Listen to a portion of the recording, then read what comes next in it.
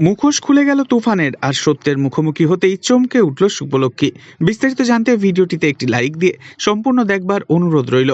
নতুন পর্বতে দেখতে পাওয়া যায় তুফান মদ খেয়ে মাতাল অবস্থায় রাস্তায় পাগলামো করতে শুরু করে, আর যার তার গায়ে হাত পর্যন্ত তুলে দেয়।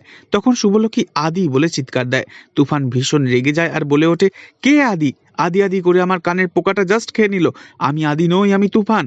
এ কথা শুনে চমকে ওঠে শুভলক্ষ্মী আর মনে মনে বলে, এটাও কি বলল?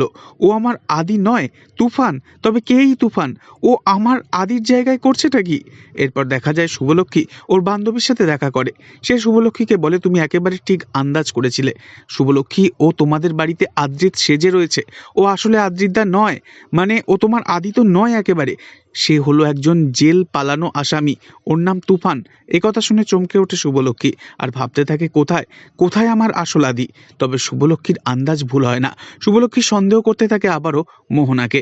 এরপর দেখা যায় তুফানের থেকে খোঁজ নিয়ে আসল আদ্রিতকে উদ্ধার করবে শুভলক্ষ্মী। তবে কোন শাস্তি অপেক্ষা করছে এবার মোহনার ভাগ্যে, তা জানা যাবে খুব শীঘ্রই। তো বন্ধুরা, আপনারা সকলেই চাইছেন তো আদ্রিত আর শুভলক্ষ্মী মিলে ওরা নিজেদের হাতে শাস্তি দিক এবার মোহনাকে?